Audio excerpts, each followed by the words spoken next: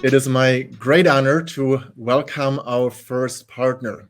And I hope Elvera Lanen Larsen is here now. She is the head of public affairs, diabetes policy, and patient engagement at Novonordisk. Elvera, can you hear me? Please come to the stage. Hi, yes, I can. Yes, there you are. Hi. Wonderful. Thank you for Great. taking some time off. You told us that you are with your child today, so great to Yeah. have you here. Um, Elvera, you and your team did a wonderful workshop on health capital, exclusive for our group of dedoc voices that were heading to EASD just about 2 weeks ago. Can you maybe summarize that a little bit and also tell us about the responses to the survey you ran with the dedoc voices and what you learned from that? Yes, definitely. So I think what potentially makes sense is to introduce indeed the concept a little bit, and then go from there. But maybe first of all, very happy to be here and to listen to all the stories and the personal activities that you are sharing here. Yeah, very very honored to be here. And indeed, as Bastian said, my colleagues have earlier this month hosted a session at the networking event looking at something that we call health capital. And maybe first of all, a big thank you for those of you who are joining today and who also have joined that networking session and shared comments. I would like to recap this first of all a bit.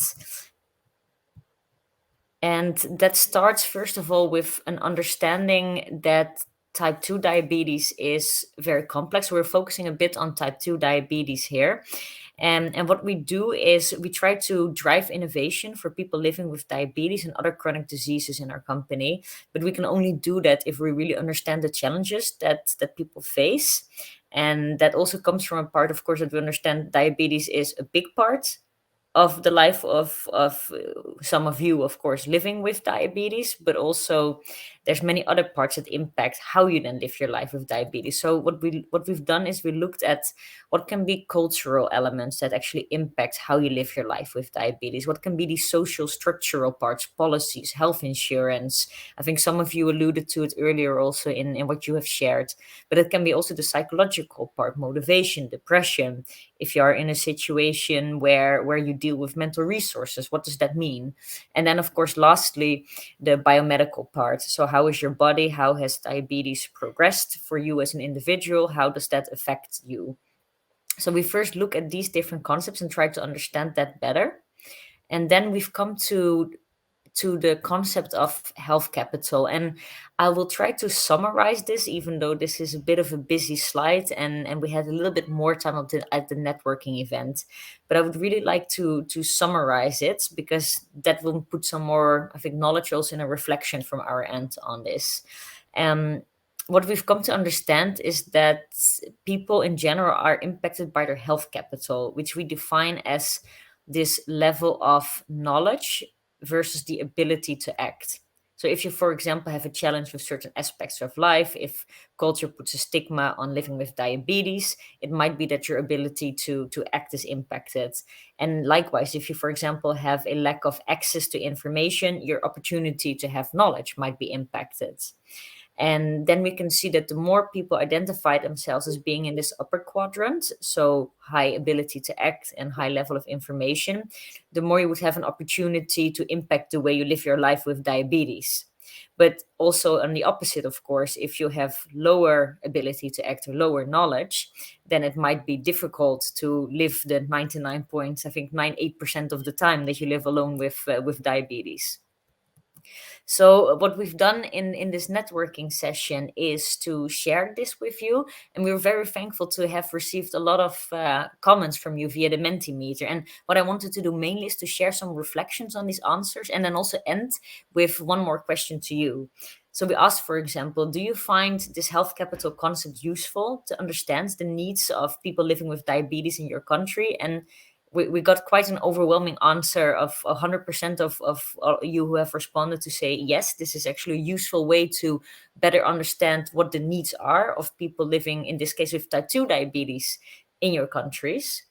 What we also asked is, if how do you consider health capital to be both for people living with type 1 or for people living with type 2. And I think it was interesting to see that generally the expectation was that people with type 2 diabetes have a bit of a lower health capital. And I think that's important to be aware of also when you think about, and I think that's some chats that I've had with Bastian as well, is if you want to represent the entire diabetes community in your country, is both type 1 and type 2, but how do you really get people engaged? And it can be a helpful way to understand the concept of health capital then. We also asked about barriers to improve health capital in your country. And for me, there were three things that really stood out in these answers. And I think some of them we've also heard earlier in this evening. It's stigma, it's awareness, it's diabetes generally not being taken seriously enough. But it's also training and education.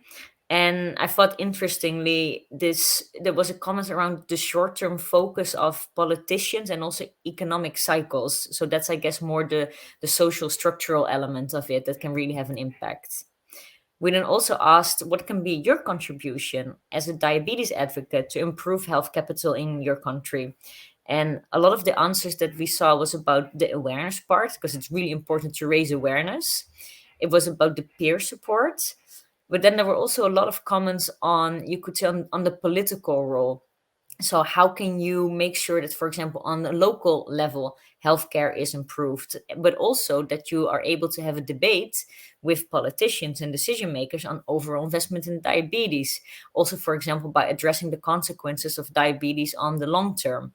So I think it was quite interesting indeed to have reflections from you. It was the first time that we actually opened up for this concept for feedback without and really have an open discussion on it. And I think it's extremely helpful to see if you actually find it a useful way, and that potentially is actually the question that I wanted to end with. So we are committed to driving change to defeat diabetes and other serious chronic diseases, but we're very aware that it is so important that patient organizations and advocates for people living with diabetes like yourselves have the ability to do so, and that we can work together where it makes sense.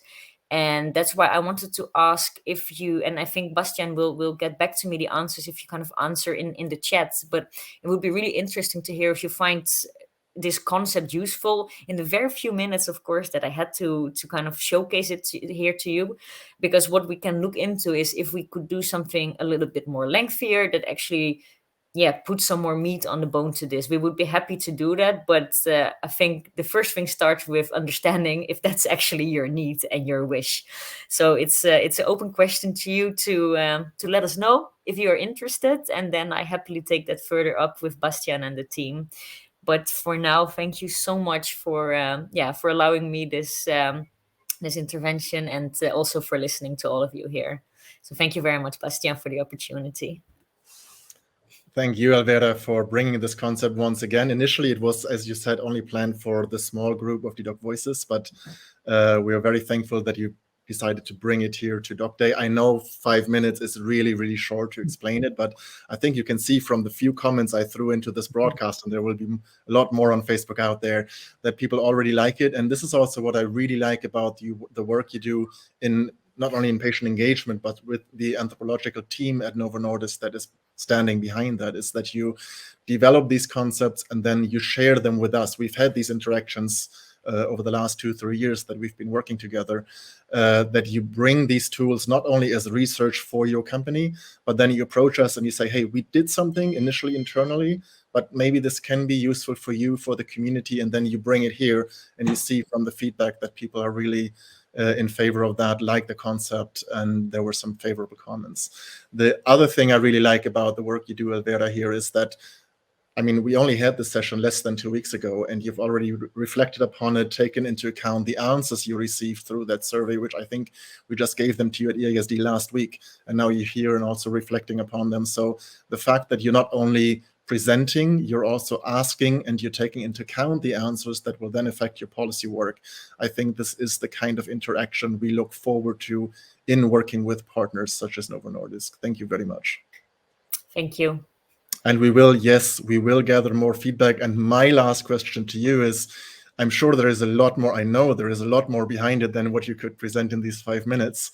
When will you bring this on a larger scale to the community so that we can deep dive on the great movies you've been doing with people living with diabetes type 1 and type 2, on the methodology behind? Because I think there is a number of people here who would love to learn more. That's exactly the question I've just put out after we met at EASD to our team of anthropologists and discussed that, because I believe there were some questions on, is there a publication? Is there a website? And actually, no, this was really the first time that we took it out of our, our internal use, you could say, and discuss it with you representing a large part of patient community on a global level. So I think we were a bit overwhelmed by the interest, and the next step for us is to figure out what we can do around that. So if I hear some positive comments here, then you will definitely hear more from that, and we'll discuss how to take that further. Thank you very much. So this is a call out to our community listening right now as well. If you are interested to learn more, let us know. We'll pass it on to Alvera and her team at Novonordisk, and then we'll get to learn more.